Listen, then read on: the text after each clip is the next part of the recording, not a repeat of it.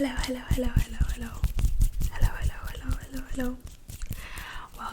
Welcome back to my channel. This is Na ASMR. Hello. Welcome. Thank you so much for tuning into today's video. Thank you. Today's video is going to be a soft spoken ramble, which is one of my favorite videos to watch. So I hope you enjoy. Put me in the background to keep you company, or just, to help you sleep as well. And I've already filmed this like a couple of times, but I was way too rambly, so I'm going to keep it down a couple of notches. And before I get into today's video, I would like to remind you again that right now I am accepting questions in my communities tab. I will link it down below as well, so you can ask me any questions you have for me for an upcoming Q&A, which I think I will be filming this weekend. Okay, so let's get into today's video. Let's go. So I wanted to talk about a little bit more in detail about my Paris trip that happened a month and a half ago.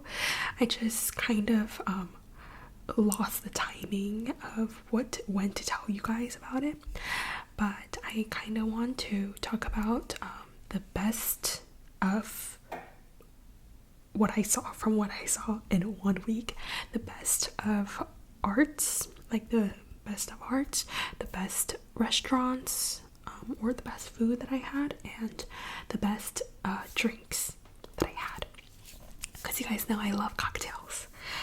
So this trip I went to 7 museums and 7 cocktail bars, and I made like a couple of reservations. So I don't know if you guys know, I definitely have mentioned before, but I used to work in fine dining in Tokyo, so that kind of really like changed my taste and like the way that I view like the restaurant industry, the gastronomy industry, the hospitality industry.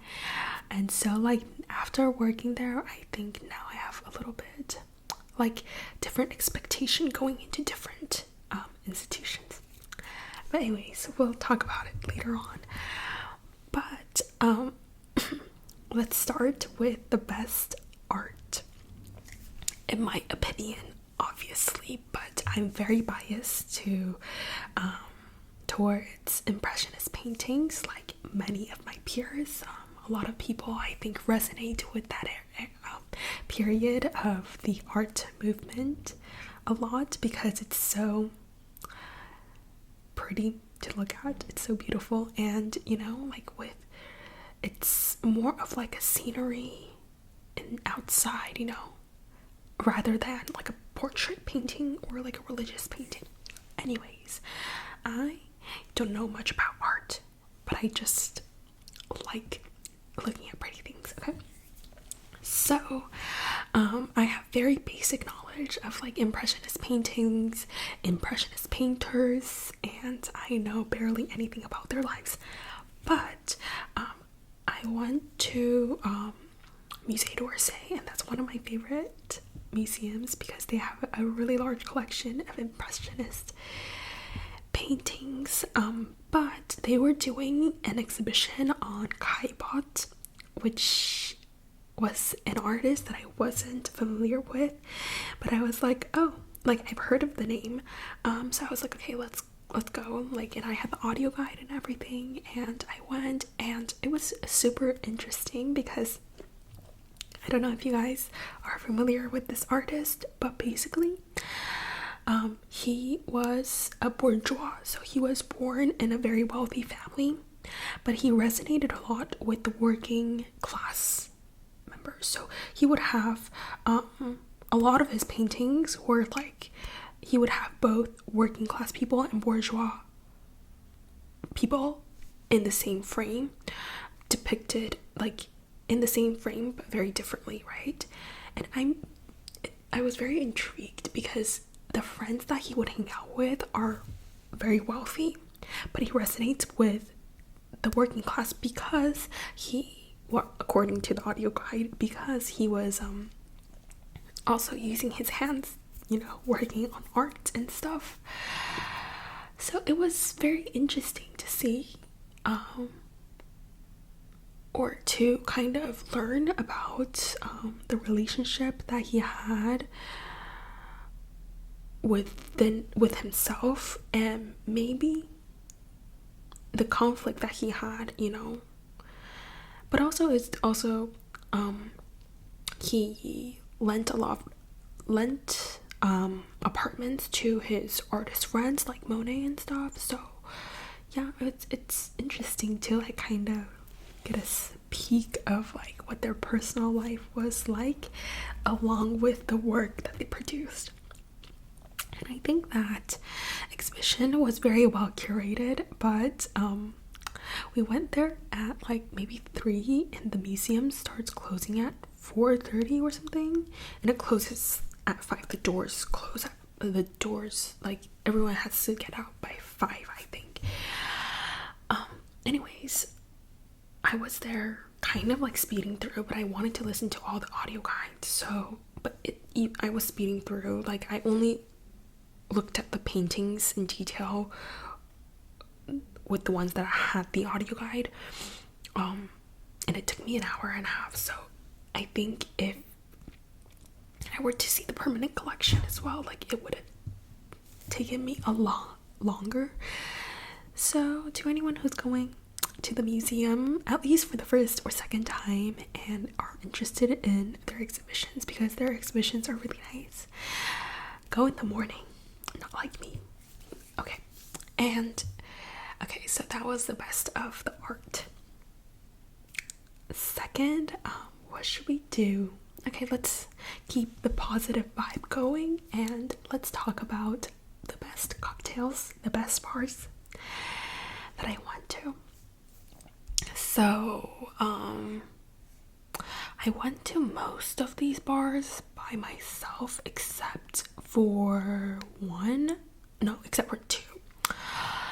Okay, so let's see what my favorite bar was. It's kind of difficult to pick, but like, okay, I think there was 2 that I really like the vibe of, but let's do 3 in an honorable mention. No, let's do 3. Okay, I went to 7 bars as well. So 7 bars and 7 museums, okay, in 7 days, which I think is a lot. But, and it's kind of difficult because some days I'm like, okay, I'm really tired, I'm only gonna have 1 drink, but like all the drinks on the menu are so intriguing that I had to get 2 at least in a bar. Anyways, so let's do the ones that I really like the vibe of. Is Bar Nouveau. It's separated into 2 floors, the first floor, or the ground floor, and the basement, and it's basically very interesting. So this is the bar that I went with my friend, and we had a dinner reservation afterwards, so we had to kind of like rush things. So this place, I only got 1, but my friend, she barely drinks, so I had her cocktail as well. So we the ground floor that you enter in is more of like a classic bar style with more classic cocktails, and then in the basement floor, like, it's a whole different vibe, and the menu, the ingredients are the same, but the technique that they use for the drinks are different. They implement more technology, so it's more interesting. And then because the first floor, the ground floor, was very crowded, like, we were immediately brought down to the basement, which was fine, but I wanted to compare the two menus. But yeah, it was really nice. The service was really nice, really quick, really friendly. And the second place, and the cocktail, I'm thinking back, but it was really good. It was really good. Innovative, but I've heard later from another bartender that the bartender prefers the ground floor, which I wasn't able to experience, so I'm very excited to go back. And the second bar I would say is Le Syndicat. This one is really funny because I went there once before and I didn't realize that this name didn't register, so I went again. But I was like, okay, yeah, I remember this place. Is because it's so discreet that it's so easy to like walk past it. But I had like in total like 4 drinks there, and I was there alone, so I was seated at the bar, and yeah, like the service again is really friendly, so I was able to like chat with the bartender and about the cocktails and how they develop the menu, and like, you know, and this bar, I think they use only French spirits, so not like, for example, tequila is not available in this bar. So I think that's very interesting when they have something that they're very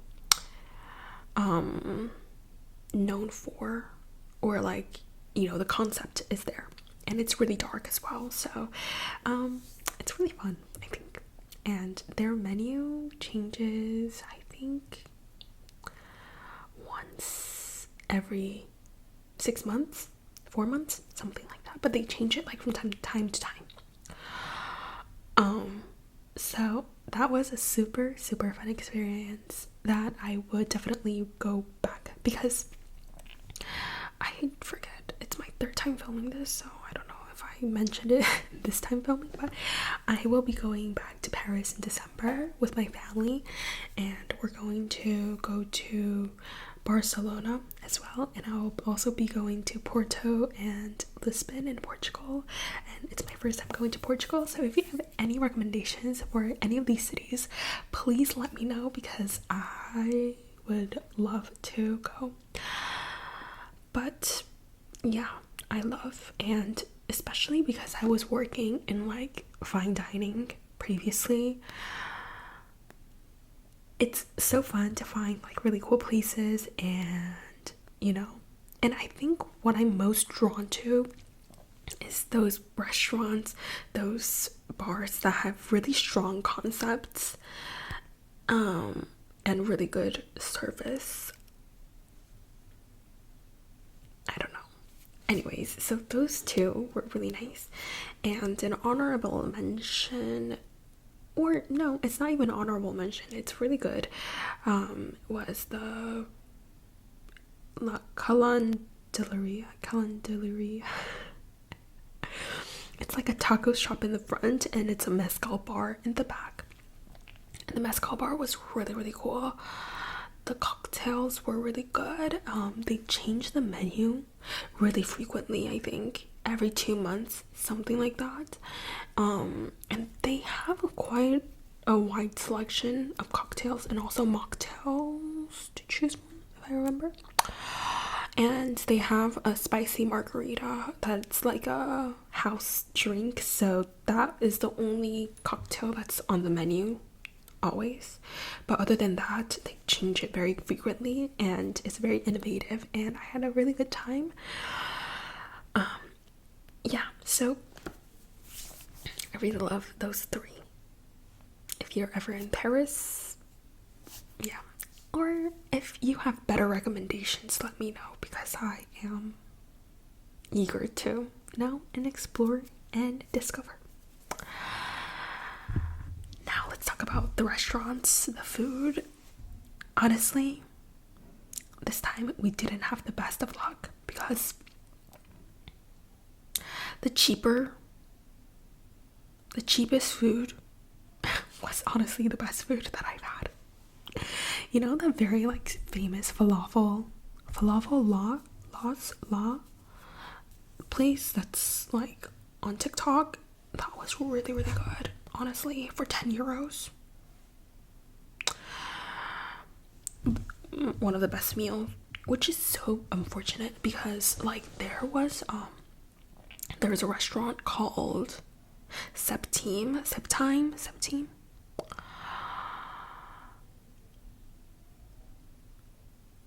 That's ranked 11th best restaurant of the world in 2024. That just didn't exceed the expectation. It was good. It was good, of course, but it didn't wow me, which is okay. But you know, like when you're spending like $200 on a meal, like granted that it's a lot more affordable compared to other restaurants on that same list, but like you were the 11th place, you know. Anyway, so I was a little bit disappointed. The food was good, but you know, like I was expecting like every dish to be like, oh my god, this is mind-blowing, and it wasn't that. But the service was amazing. The wine pairing was a little bit disappointing. I think the wine on its own were good, but it's just like it's not an actual pairing, you know? Like I didn't get. But also, like, who am I to say that, you know? Like, I only studied wine a little bit, but also like it's just a little bit underwhelming. And not only this restaurant, but also like couple other that was like nice, you know, sit down with like with a starter, main, and a dessert, which is very classic French style. So yeah, it was a little bit but the bakeries that I went was really good. I went to like the viral bakery called Mamiche. I think they have two bakeries in Paris, but they had really nice choux. Loved. Yeah, and yeah, so cheap and good. And I'm assuming that their sandwiches are really good as well. I think it's not cheap for a bakery, but you know, like I would rather have that than, you know, pay really expensive money for really pay a lot of money for really expensive food that's underwhelming. Anyways, that's a little bit of my take. But I will be back in Paris, so let me know, because I want to bring my family to like really fun, good restaurants, and I know those exist. It's just I think I looked at the wrong place this time. So yeah, because Paris, like to me, France is the country for gastronomy. Paris is the city of gastronomy to me. You know, it's so the biggest city in France, multicultural, so many. So I think I was just looking at the wrong places. So yeah, let me know. Okay, sorry, that was a really long talk about my Paris trip, but those were the 3 things about my Paris trip that I wanted to talk to you guys about. Next, tomorrow I'm going to watch Wicked. I'm so excited. So I don't know, I don't think I've ever told you guys about this, but I used to be the Frenemies watcher back in 2021. I was studying abroad in Greece, in Athens at the time, and with my friends in this like shared apartment, and we would just like turn on Frenemies like during dinner time, and we would watch and eat. Anyways, what I'm trying to say is that I used to watch Trisha Paytas like a lot, especially like a little bit before that. I always watched her mukbangs before, but yeah, you know, but then now like she's back with this Just Trish podcast, and that's my guilty pleasure, to just have it and knit, have that on and knit, because it's super long, and you know, sometimes I don't know what's going on, but like it's entertaining. Anyways, and you know, she was cosplaying as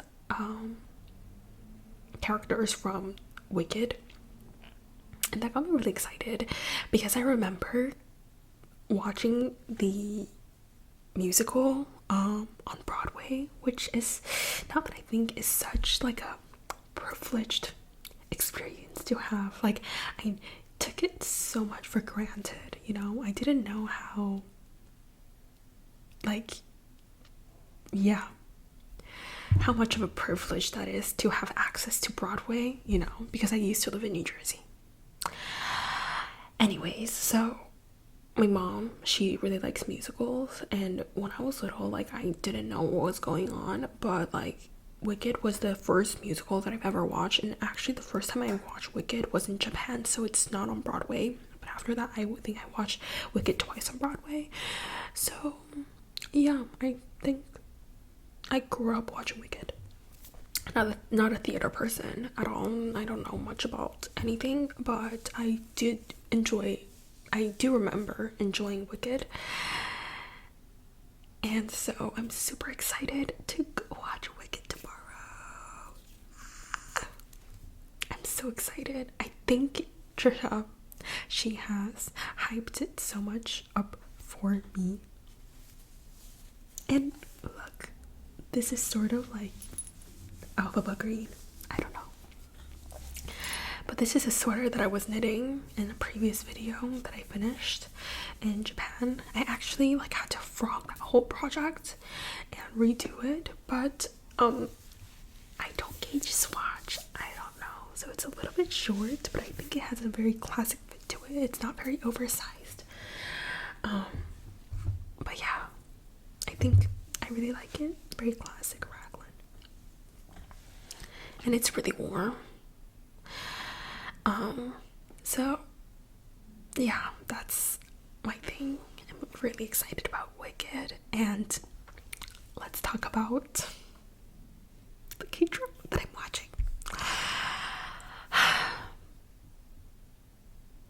First of all, okay, let's talk about the K-drama that I'm excited to watch next year, that's coming out next year.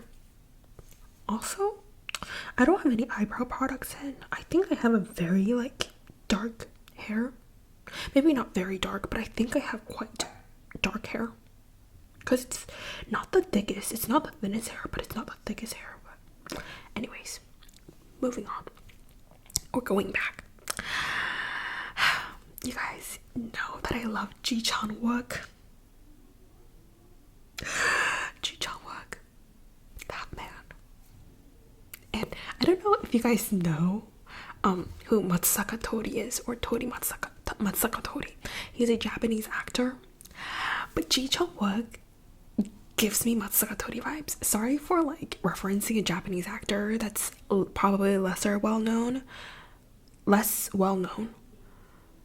than Ji Chan-wook, but like, if you guys know your J-dramas or Japanese actors, like, he reminds me of Matsuka Tori, because they're so like, they give off very, oh, I'm a good person vibe. I don't know if they are. I hope they are, but I don't know if they are. But, you know, they're not like arrogant, or they don't give off any arrogant vibe, no mean vibe. They're like, I'm a good person, you know? I'm a good member of society. It's like the vibe they give off. Anyways, so I got into Ji Chan-wook this year. Yeah, I'm late to the bandwagon, but I'm late to like the K-drama bandwagon, and like, you know, I have been a fan of K-pop since like 2014, 2015, but like, yeah, it's late for me, K-drama. But this year I watched Welcome to Samdari, and that's when I realized the charms of Ji Chan-wook. This man, I love you, or I love maybe the character that he plays, but regardless, love. And I'm I will be tuning into whatever he's going to be playing, and I know that he just recently was in Gangnam B-side, which I think is on Disney Plus with BB. I don't know if BB is one of the main characters. I have no idea. I just saw a clip of Ji Chang-wook and BB and their tension on TikTok. A clip of them.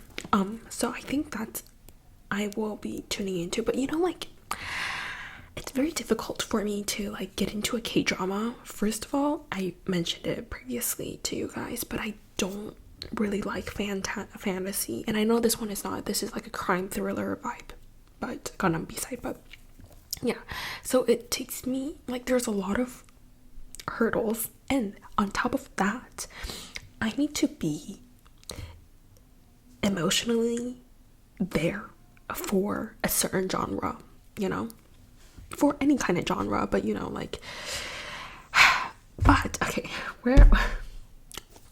first of all, I finished 39, which was a drama released in 2022, that's starring John Mito from Hospital Playlist. I love Jisohwa. Anyways, no, John Mito and Son Ye-jin, and I forget the third diva's name, but I love them three.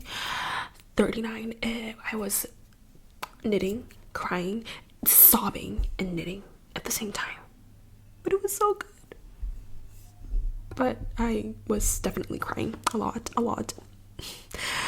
But that's kind of what I like. Of course, it's quite heavy, but it's slice of life. I love slice of life. I love Reply 1980. I love Hospital Playlist, you know. Anyway, so if you haven't watched it, it's only 12 episodes. It's going to destroy your life, or it's not going to destroy your life. It's going to destroy your emotions, your heart. But I recommend a lot. So I love all the three main actresses, all of them. Give them to me now. So Ji Chang-wook and Son Ye-jin, they're going to be starring in a drama like next year, and this is the first time that I'm anticipating a drama with one of my favorite actors and one of my favorite actress coming together. What? And on top of that, you know, like, sometimes you love the actor but you don't like the drama as much, which has happened, you know. I can't really think of one on the top of my head, but Son Ye-jin, I like her selection of dramas that she selects to act in, you know. Something in the Rain, good. Heavy, a little bit slow perhaps, but good. Okay. Crash Landing on You, fire, so good. Chemistry, plot, humor, acting, so good. 39, good, perfect. Sad, but perfect. So, I mean, this is since like her little hiatus, or I don't know if she went on a hiatus, but there was like a 6-year gap between like Something in the Rain and the drama before that she acted in. So yeah, since 2018, those three are the selection of dramas that she decides to act in. Okay, next year she's going to be acting in the one with Ji Chang-wook. Like, from this selection, I like them all, so like I'm assuming that I'm going to like the next one as well. So I'm excited.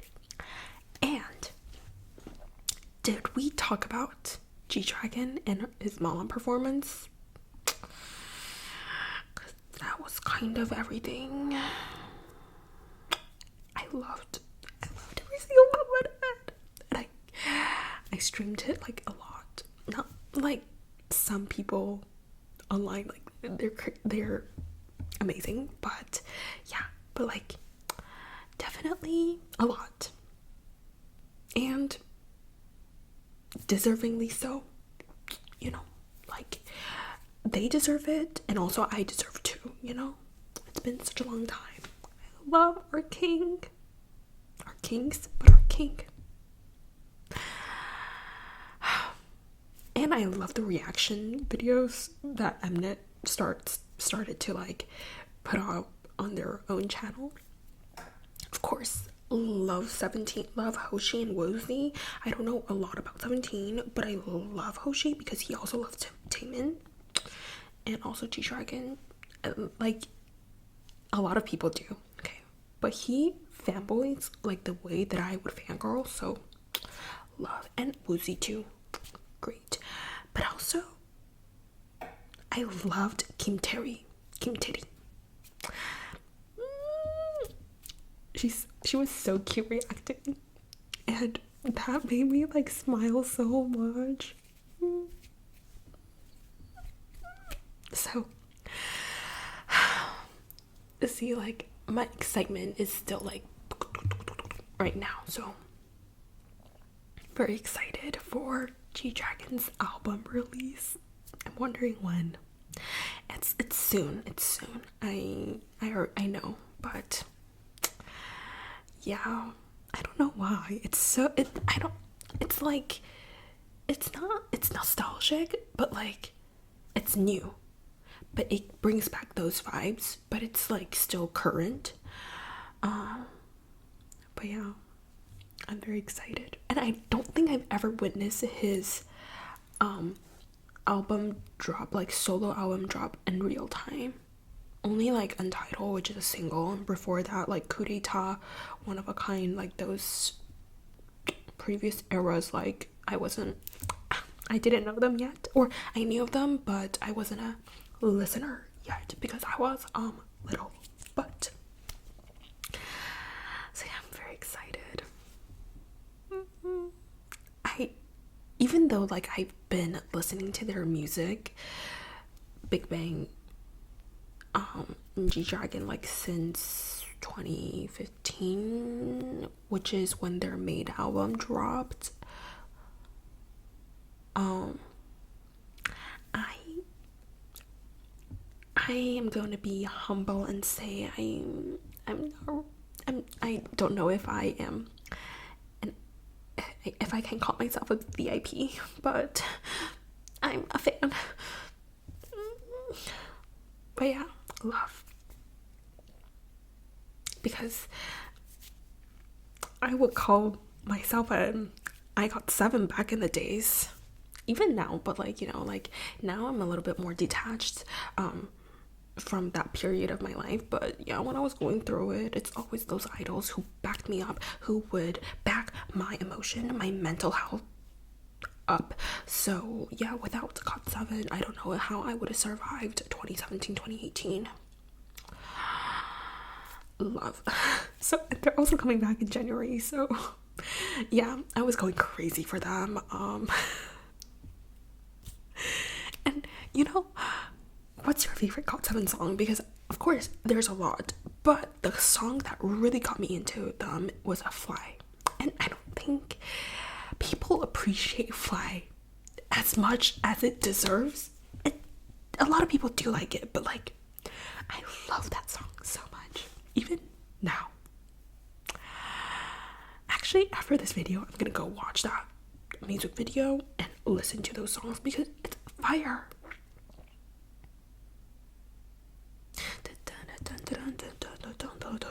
Hey. Anyways, I don't know if you guys are into K-pop, so this might just be like gibberish to you. So yeah, and sometimes I just start talking about like knitting and stuff, so like that probably, like I wonder if there's a person that has the exact same, probably no, but like are into the things that I'm into, the crossover. I think there definitely is people who knit and K-pop and K-drama. I think K-drama and K-pop are very close, right? an ASMR, close-ish, knitting, craft. Maybe. Anyways, then shout out to you guys, whoever you are.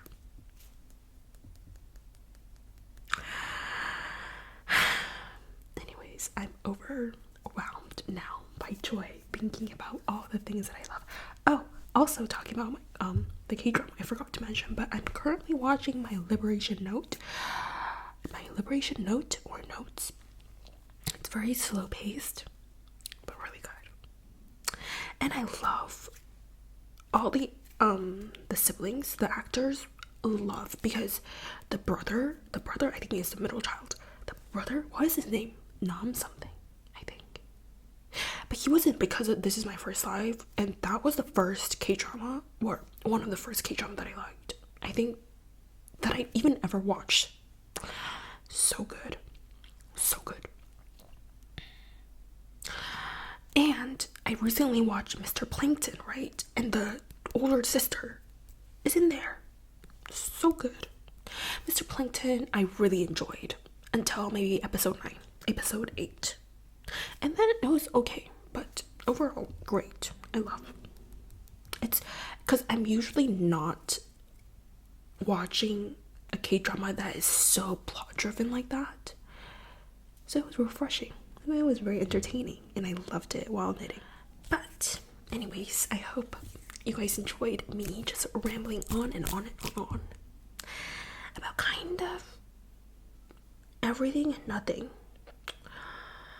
But yeah, I hope to see you in my next video. Bye bye bye bye bye bye bye.